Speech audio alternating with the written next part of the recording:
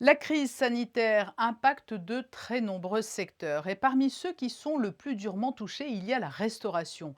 Il faut dire que hors les frontières de la principauté, les restaurants sont à l'arrêt.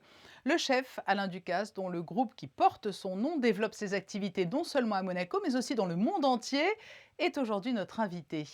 Bonsoir Alain Ducasse. Bonsoir. La période est particulièrement compliquée pour les chefs et pour la gastronomie plus généralement.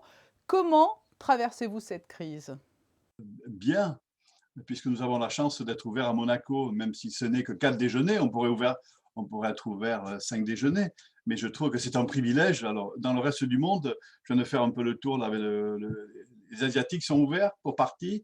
Le Japon, comme Monaco, malheureusement, Paris, c'est pas le cas, donc on se contente de livrer quelques plats de nos restaurants Oui, c'est pour cela, pas parce perdre le que lien. En vous fait. vous êtes adapté en développant l'activité livraison à domicile, hein.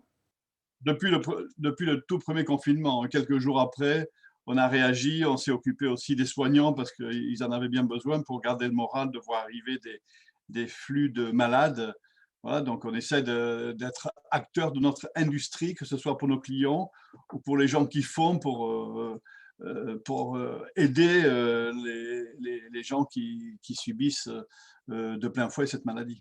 Et puis l'idée donc, ça a été de trouver des solutions palliatives. Je crois que cette crise aussi vous a permis de développer considérablement votre gamme chocolat?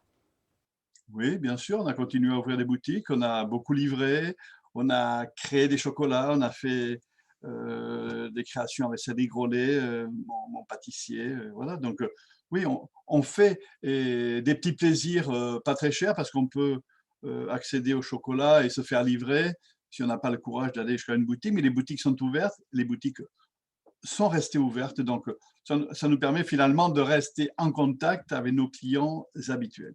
Et sur la livraison à domicile, vous avez senti aussi une clientèle très réceptive? Il y avait un marché de niche à trouver?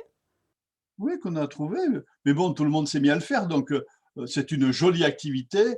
Au premier confinement, c'était une très bonne activité puisque nous avions été, dans les premiers à livrer. Donc maintenant, ça marche très bien, hein. C'est l'équivalent d'un très beau restaurant en chiffre d'affaires, donc ça nous permet d'écraser un peu, certains frais de groupe. Donc vous contournez les difficultés et puis à Monaco, les restaurants, eux, peuvent rester ouverts, pour le service de la C'est tout à mi-journée. Ça, c'est une mais mesure précieuse? Oui, mais nous pourrions le faire à Paris dans la gastronomie, parce que nous avons suffisamment d'espace, et cetera. Mais où s'arrête la gastronomie et où commence la brasserie, c'est-à-dire les lieux où il y a beaucoup de monde. Donc, je pense que cette ligne-là, elle est impossible à trouver dans une ville comme Paris. Elle est possible à exécuter, à mettre en œuvre à Monaco. Nous sommes extrêmement précautionneux. Nous avons la chance d'avoir le juste espace, que ce soit au Grill ou que ce soit au Louis XV. À Monaco, on a cette chance et je pense que c'est bien d'avoir réussi à rester ouvert et je pense que c'est une bonne décision du gouvernement. Monaco, cela reste votre vaisseau amiral? Oui, bien sûr, c'est de là que tout a commencé et c'est de là que rayonne ma gastronomie. Et vous savez, tous les chefs, d'ailleurs, les deux dernières chefs 3 étoiles à Londres de lundi, ce sont une Anglaise qui s'appelle Claire Smith, a eu 3 étoiles dans son restaurant qui s'appelle Core. Et Hélène Darroze était, il y a 25 ans, ma collaboratrice à Monaco. Ensuite, elle est allée en cuisine et elle a eu 3 étoiles à Londres, au Connaught. Et voilà, ce sont deux personnes qui ont un attachement fort avec Monaco parce que cela reste la grande école de la cuisine, du geste, de la rigueur, de la discipline, des produits extraordinaires et ça marque à tout jamais la carrière professionnelle des collaborateurs qui ont travaillé avec nous ou qui continuent avec moi, puisque nous avons un certain nombre d'établissements dans le monde, ou qui prennent leur liberté. Et je suis très satisfait d'avoir que deux femmes, parce qu'on parle souvent, est-ce qu'il y a des femmes en cuisine? Oui, il y avait deux femmes en cuisine qui ont été récompensées au plus haut niveau de l'excellence de la gastronomie mondiale. Et voilà, elles sont passées à Monaco, elles s'en souviennent parfaitement. C'était l'école de la rigueur. Oui, un beau motif de satisfaction et c'est au final, Alain Ducasse, un message très positif que vous délivrez malgré la crise.